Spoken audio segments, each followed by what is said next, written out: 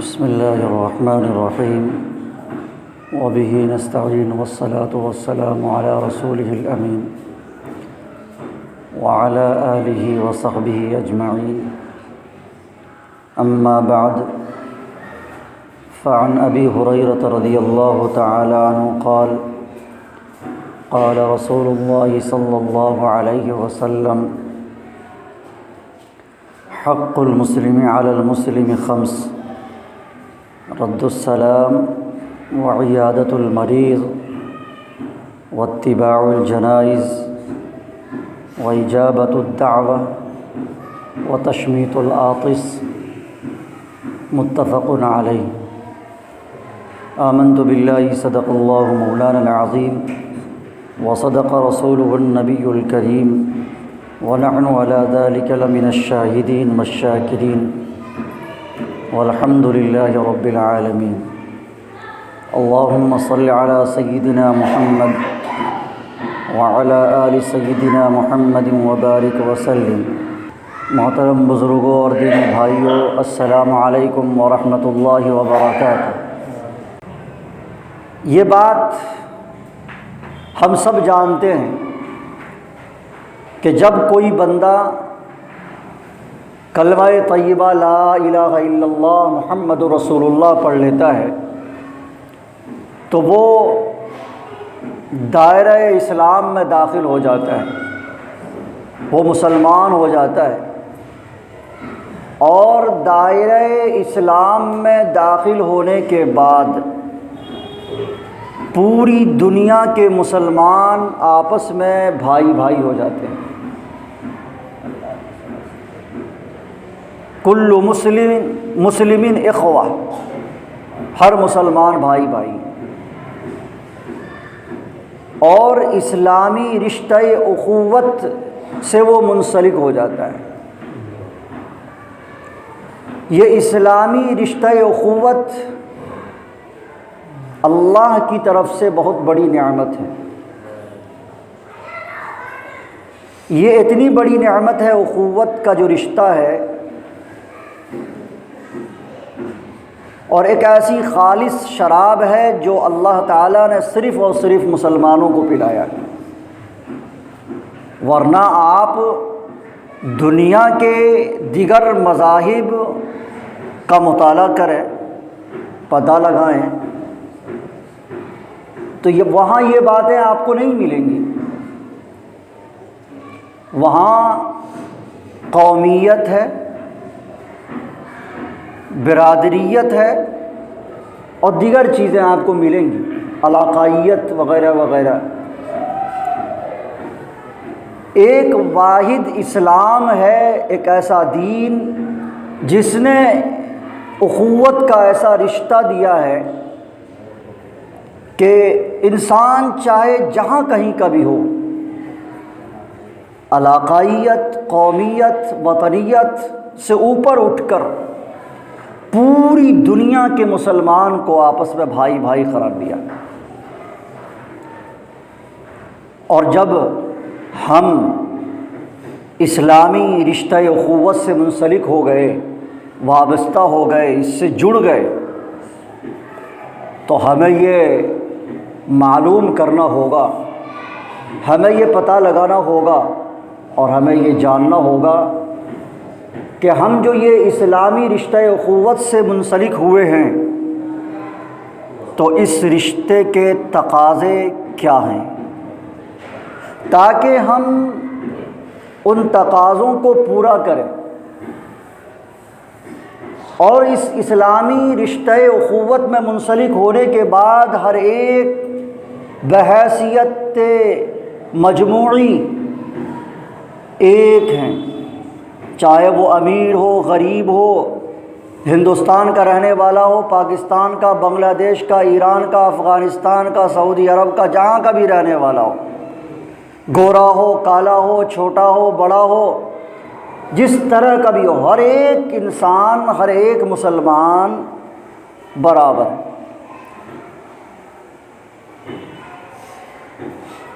اور پھر جب اس رشتہ اخوت میں ہم مساوات کے قائل ہو گئے، اور جب ہم نے اللہ کے نبی حضرت محمد صلی اللہ علیہ وسلم کے اس ارشاد پر یقین کر لیا تو اب ان تقاضوں کو پورا کرنا ہے۔ جب ہم ان تقاضوں کو پورا کریں گے، ان حقوق کو ادا کریں گے، تو یقین جانیے کہ جو معاشرہ اللہ کے نبی صلی اللہ علیہ وسلم نے وجود میں لا کر دکھایا، بتایا، اور جیسا معاشرہ اس وقت کا تھا، جس طرح کی سوسائٹی اس وقت کی تھی، وہی معاشرہ اب بھی برپا ہو سکتا ہے۔ سوسائٹی کا ماحول اسی طرح کا ہو سکتا ہے۔ آپ ذرا غور کریں، تصور کریں، اللہ کے نبی صلی اللہ علیہ وسلم بے یار و مددگار ہیں، کوئی پرسان حال نہیں۔ چچا جب تک رہے تو چچا کا ہاتھ آپ کے اوپر رہا۔ مکہ سے ہجرت کرنی پڑ گئی، طائف کا منظر آپ کے سامنے ہے۔ مدینہ آئے ہیں، مدینہ میں ایک سوسائٹی کے قیام کا خواب دیکھا اور اس کی تشکیل کی گئی۔ اس وقت شروع دور ہے، اس وقت اللہ کے نبی صلی اللہ علیہ وسلم نے 3-4 باتیں بیان کی۔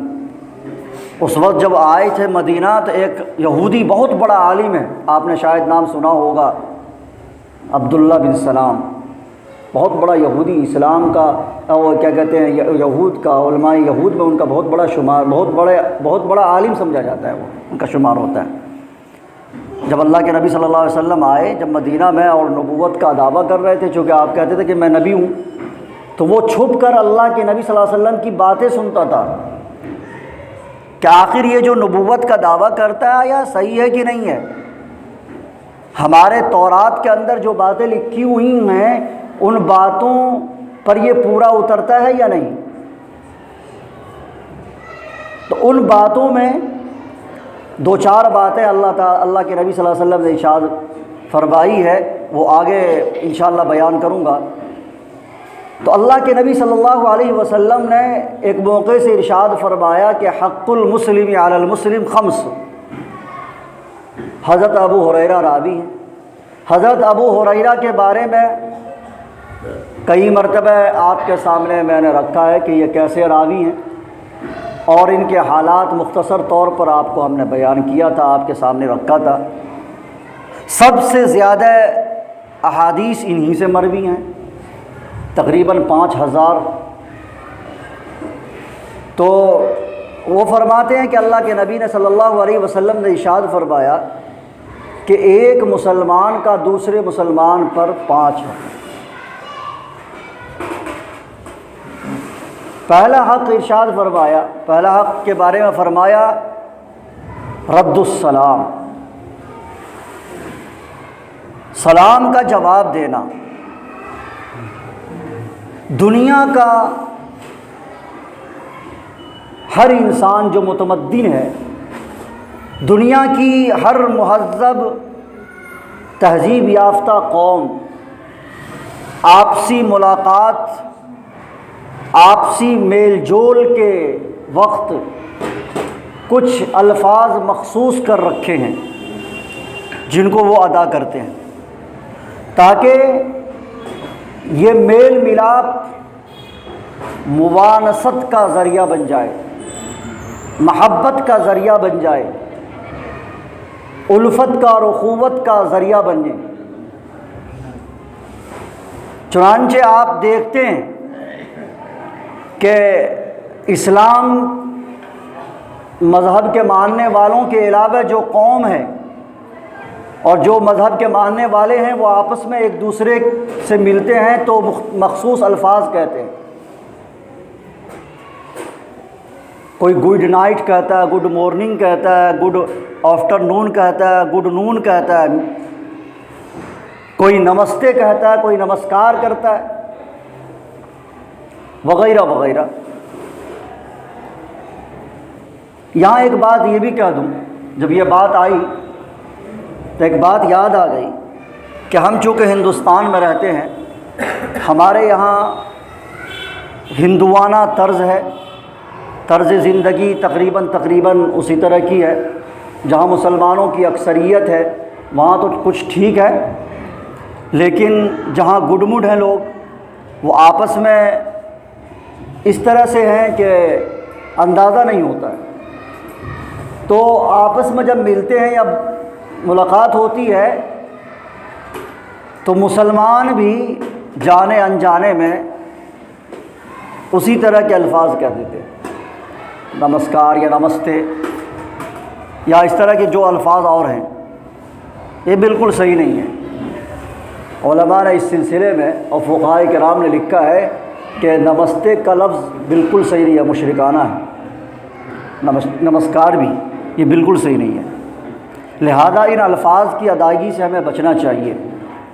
ایک لفظ ہے آداب، آداب کر سکتے ہیں، کوئی غیر مسلم مل جائے تو انہیں ہم آداب کہہ سکتے ہیں، ہے نہیں، نہ یہ کہ وہ اگر وہ نمستے کہا تو ہم بھی نمستے کہتے ہیں، بالکل نہیں، ہے نا۔ موبائل پہ فون پہ بات ہو رہی ہے اور ادھر سے نمسکار کہا، اس نے بھی نمسکار کر دیا، بالکل صحیح نہیں ہے، ایمان کا خطرہ ہوتا ہے اس سے، ایمان کے سلب کا، اس لیے ہمیں اس بچنا چاہیے۔ تو غیروں کا یہ طریقہ ہے، اسلام نے ایک طریقہ دیا اسی کے مقابل میں۔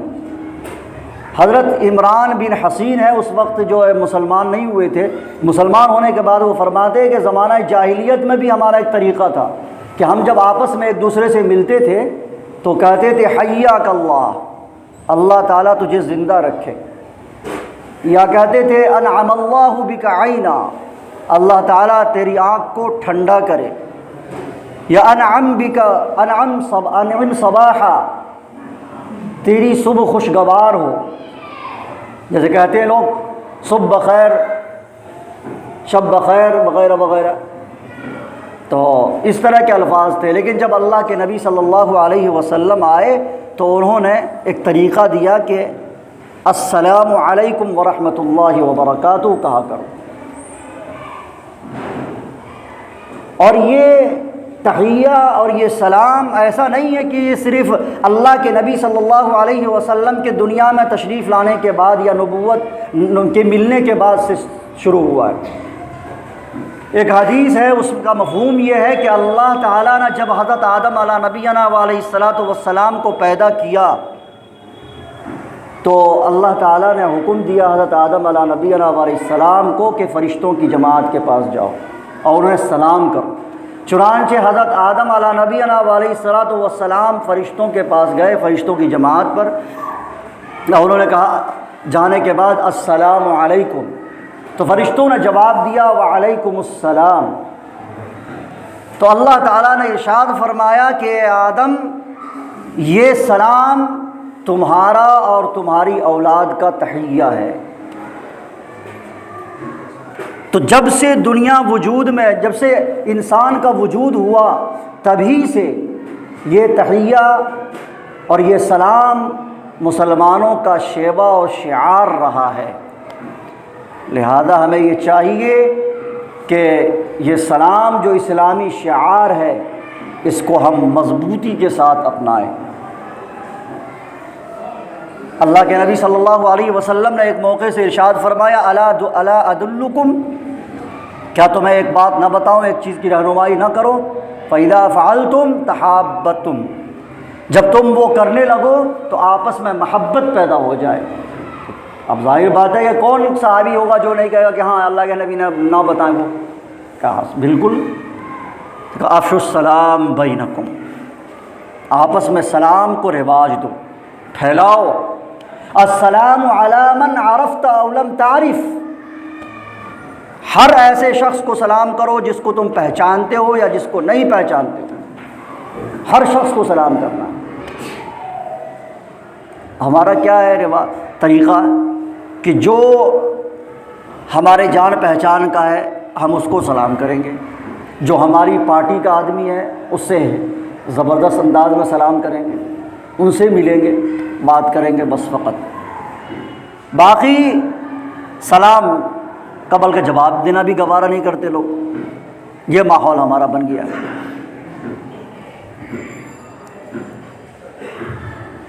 حالانکہ اسلامی معاشرے میں اس چیز کو اتنی بڑی اہمیت کا حامل قرار دیا گیا ہے کہ خدا کی قسم اگر مسلمان اس اسلامی شعائر کو اپنا لے تو آپس میں وہ جو نفرت اور کدورت کا ماحول ہوتا ہے وہ سب ختم ہو جائے، محبت پیدا ہو جائے۔ اس لیے ہمیں چاہیے کہ ہم سلام کو عام کریں۔ ایک طریقہ بھی بتلایا، اس کے آداب بتلائے کہ سوار جو ہے وہ پیدل چلنے والے کو سلام کرے، جو پیدل چل رہا ہے وہ بیٹھے ہوئے شخص کو سلام کرے، جو آیا ہوا ہے وہ سلام کرے، چاہے چھوٹا ہو یا بڑا، اس سے کوئی محض نہیں، کوئی مطلب نہیں ہے۔ ہاں یہ طریقہ ہے کہ چھوٹا پہلے سلام کرے بڑے کو، کہ وہ بڑا ہے اس کا ادب و احترام کرے۔ لیکن ایک طریقہ یہ بتایا کہ چھوٹا ہو یا بڑا اگر کوئی سوار ہو کر جا رہا ہے تو وہ چلنے والے کو سلام کرے، اور چلنے والا بیٹھے ہوئے شخص کو سلام کرے، اور جو کثرت کے ساتھ ہے اس کو، کوئی جو اقلیت کے ساتھ ہے یعنی کم ہے تعداد میں، وہ سلام کرے اس کو۔ سلام کا یہ طریقہ بتایا اللہ کے نبی صلی اللہ علیہ وسلم نے، تو سلام کو رواج دیں گے انشاءاللہ۔ دوسری بات اللہ کے نبی صلی اللہ علیہ وسلم نے جو ارشاد فرمائی، دوسرا حق ہے عیادۃ المریض۔ اس سلسلے میں بہت لمبی تفصیل ہے، بتانے کا وہ موقع نہیں کہ ایک ایک کر کے تو پھر تو بات ہی ختم ہو جائے گی، ٹائم ختم ہو جائے گا، بات ختم ہوگی نہیں۔ ورنہ قرآن کریم میں اللہ تعالیٰ نے بھی ارشاد فرمایا وَإِذَا حُيِّيتُم بِتَحِيَّةٍ فَحَيُّوا بِأَحْسَنَ مِنْهَا أَوْ رُدُّوهَا إِنَّ اللَّهَ كَانَ عَلَى كُلِّ شَيْءٍ حَسِيبًا۔ 5واں پارہ ہے، سورہ نساء ہے،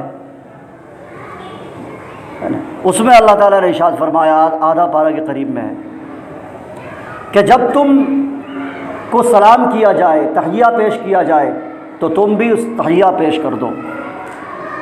اللہ کے نبی صلی اللہ علیہ وسلم کی احادیث کا ایک ذخیرہ اس آیت کی تفسیر میں نقل کیا ہے، تفسیر ابن کثیر الٹا کر دیکھیے، بہت حدیثیں یہاں مل جائیں گی، اور اگر وہ کتاب نہ ملے تو معارف القرآن تو ہر جگہ دستیاب ہے تقریباً کم سے کم اس کو الٹا کر دیکھ لیں، پڑھ لیں۔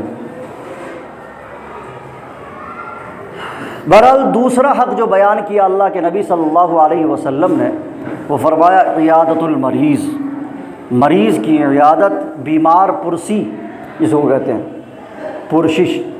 اپنے یہاں بھی ماشاءاللہ ہم ہوں یا خواتین ہوں بہت پیور اردو بولتے ہیں۔ کہاں گئے تھے بھائی؟ پرشش میں۔ بلکہ الگ بات ہے کہ الفاظ کی ادائیگی نہیں ہوتی ہے، تو پرشش جو ہے یہ فارسی ایک دم بالکل گاڑھی اردو ہے۔ تو یہ بیمار پرسی جو ہے یہ دوسرا حق ہے۔ کوئی انسان بیمار ہو جائے تو بلا تفریق مذہب و ملت ہر ایک کی عیادت کرنی چاہیے، ہمیں ہر ایک کے پاس جانا چاہیے۔ اب ماحول اس طرح کا بن گیا ہے نا، لوگ جانے سے کتراتے ہیں۔ ہاں اپنے رشتہ داروں میں چلے جاتے ہیں، بہت ہوا تو رشتہ داروں میں جاتے ہیں اس بنیاد پر کہ اگر خدا نخواستہ آج میں نہیں گیا تو کل ہو کر کے الہانہ مل جائے گا کیا، تو اس بنیاد پر لوگ چلے جاتے ہیں۔ حالانکہ ہونا یہ چاہیے تھا کہ ہم سنت سمجھ کر جائیں کہ اللہ کے نبی صلی اللہ علیہ وسلم کی یہ سنت ہے، اور اس میں ہمیں ثواب ملے گا کہ ایک حدیث کے مطابق اللہ کے نبی صلی اللہ علیہ وسلم نے ارشاد فرمایا، مفہوم اس حدیث کا یہ ہے کہ جو مسلمان اپنے مسلمان بھائی کی عیادت کے لیے جاتا ہے تو جب تک وہ عیادت کر رہا ہوتا ہے تو وہ جنت کے باغ میں پھل اور پھول چن رہا ہوتا ہے۔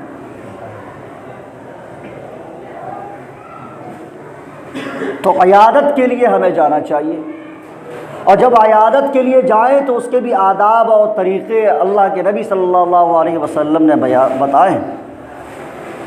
بس جا کے یہ نہیں کہ ایران توران کی باتیں کرنا شروع کر دیں، اس سے کبھی کبھی مریض تو پہلے ہی اکتایا ہوا ہوتا ہے اپنا، وہ جذباتی ہو جاتا ہے، چونکہ کمزور ہو جاتا ہے نا، تو اس کے دل کے اندر طرح طرح کی باتیں ہوتی ہیں، وہ پریشان حال پہلے ہی ہوتا ہے۔ تو وہاں جانے کے بعد ان کی تسلی کے الفاظ کہیں، ایسی بات کہیں جن سے ان کا دل خوش ہو، نہ یہ کہ جا کے بیٹھ جائے چائے وائے اور ناشتہ واشتہ یا پان وان کھا کر کے اور ایران توران کی باتیں کر رہے ہیں، جس سے اور الجھن ہو جائے بیمار کو۔ تو عیادت کا مقصد فوت ہو گیا، ایسا نہیں ہونا چاہیے۔ ہاں اگر مریض چاہتا ہے کہ بات کریں پھر تو ٹھیک ہے، اور مریض اگر نہیں چاہتا ہے تو نہیں کرنا چاہیے۔ پہلا یہ کہ طریقہ یہی ہے کہ مریض کے پاس جائے تو لا باس طہور انشاءاللہ، کوئی گھبرانے والی بات نہیں ہے، تمہیں کوئی نقصان نہیں ہوگا، یہ جو بیماری ہوئی ہے انشاءاللہ یہ پاکیزگی کا سبب بنے گی، تمہارے گناہ دھلیں گے وغیرہ وغیرہ۔ یہ تو عربی کے الفاظ ہیں، اللہ کے نبی صلی اللہ علیہ وسلم کا جو طریقہ ہے، ورنہ ہم اپنے زبان میں بھی کہہ سکتے ہیں، اردو میں بھی کہہ سکتے ہیں، جو طریقہ ہمارے لیے مناسب ہے، جو اس وقت کے مناسب وہ کہہ سکتے ہیں۔ اور اللہ کے نبی صلی اللہ علیہ وسلم جب جاتے تھے تو سر پر ہاتھ پھیرتے تھے، اگر موقع ملے تو ہونا چاہیے، محرم ہے یا مرد ہی مرد ہے تو کرنا چاہیے، اور دائیں ہاتھ پکڑتے تھے، دیکھتے تھے، اور اس کے بعد دعا کرتے تھے، اللہم اذہب الناس رب الناس، اذہب الباس رب الناس، اے اللہ، اے لوگوں کے رب، تکلیف کو دور کر دیجئے، واشف فانت الشافی، اور انہیں شفا عطا فرما دیجئے، اس لیے کہ شافی، شفا دینے والا تو ہی ہے، لا شفاء الا شفاؤک شفاء لا یغادر سقما۔ یہ دعا بتائی اللہ کے نبی صلی اللہ علیہ وسلم نے کہ جب بھی کسی مریض کے پاس جاؤ تو کم سے کم یہ کہو، اللہم اذہب الباس رب الناس واشف فانت الشافی لا شفاء الا شفاؤک شفاء لا یغادر سقما۔ اللہ کے نبی صلی اللہ علیہ وسلم غیر مسلموں کے پاس بھی جاتے تھے اور ان کی عادت کرتے تھے۔ تاریخ کی کتابوں میں، سیرت کی کتابوں میں واقعات لکھے ہوئے ہیں اور آپ نے سن رکھے ہیں شاید، لہذا ان کو بیان کرنے کی ضرورت نہیں ہے۔ تو بتانا یہ مقصود تھا کہ دوسرا حق عیادت المریض ہے۔ ایک مسلمان کا دوسرے مسلمان پر جو حق ہے وہ یہ کہ جب کوئی سماج اور معاشرے کے اندر بیمار پڑ جائے تو اس کی بیمار پرسی کرے۔ اب تک ہم جس طرح سے بھی کرتے رہے، آج ہم نے حدیث سن لی ہے، دل میں یہ داعیہ پیدا کر لیجئے، دل میں یہ نیت کر لیجئے کہ انشاءاللہ میرے پڑوس میں یا میرے پڑوس کے علاوہ کوئی بھی بیمار ہوگا تو اس نیت سے جائیں گے کہ اللہ کے نبی صلی اللہ علیہ وسلم کی سنت ہے، چاہے رشتہ دار ہوں یا غیر رشتہ دار ہوں۔ اور جب سارے لوگ ایسا کرنے لگ جائیں گے تو انشاءاللہ کوئی پھر معیوب نہیں ہوگا، پھر لوگ عیب حرج محسوس نہیں کریں گے کسی طرح۔ اب ظاہر بات ہے کہ ایک ماحول پہلے سے بنا ہوا ہے، اس میں تھوڑی سی پریشانی تو ہوگی، عجیب سا لگے گا، دل پر ناگواری کا احساس ہوگا تھوڑا تھوڑا، ہے نہیں؟ لیکن بہرحال ایک سنت کو زندہ کرنے کے لیے اور اس رواج کو عام کرنے کے لیے ہمیں کچھ نہ کچھ قربانی دینی ہوگی، تو انشاءاللہ کریں گے ہم۔ دو حق ابھی بیان ہوئے، وقت ختم ہو گیا۔ تیسرا ہے واتباع الجنائز، پیچھے چلنا ان کے، انشاءاللہ پھر موقع ملا یا آئندہ جمعہ اس کو بیان کیا جائے گا، چونکہ ابھی ہم پھر بات چھیڑیں گے تو بات مکمل بھی نہیں ہوگی، نہ ادھر کے رہیں گے نہ ادھر کے رہیں گے۔ تو دو حق کو بیان کیا ہے ہم نے ابھی۔ اللہ کے نبی صلی اللہ علیہ وسلم نے جو 5 حق بیان فرمائے ایک مسلمان کے دوسرے مسلمان پر، تو ایک یہ کہ سلام کا جواب، یعنی سلام کرنا اور سلام کا جواب دینا، دونوں باتیں ہو گئی۔ اور دوسرا حق مریض کی عادت کرنا، انشاءاللہ اب سے یہ سوچ کر کریں گے۔ اور دیکھیے ایک بات بتا دوں کہ سلام کرنا یہ اس بات کی علامت ہے کہ یہ شخص متکبر نہیں ہے۔ جو متکبر ہوتا ہے وہ کبھی سلام میں پہل نہیں کرتا ہے، یہ حدیث ہے، حدیث، میں ایسے ہی اپنی طرف سے بات نہیں کر رہا ہوں، حدیث کا مفہوم بتا رہا ہوں، ایک حدیث بھی ہے کہ جو انسان الابتداء بالسلام بری من الکبر، جو ابتدا سلام کے ذریعے کرتا ہے، جو سلام میں پہل کرتا ہے، وہ تکبر سے بری ہے۔ اس کے اندر تکبر نہیں ہے اس کا مطلب۔ تو اس لیے ہمیں یہ چاہیے کہ انشاءاللہ ہم اس سماج اور معاشرے میں اس سلام کو رواج دیں گے اور عام کریں گے، اور یہ مسلمانوں کی جو اجتماعی حقوق ہے انشاءاللہ ہم اس کو ادا کرتے رہیں گے۔ اللہ تعالی ہم سب کو کہنے سننے سے زیادہ عمل کی توفیق عطا فرمائے، آمین۔ وآخر دعوانا الحمدللہ۔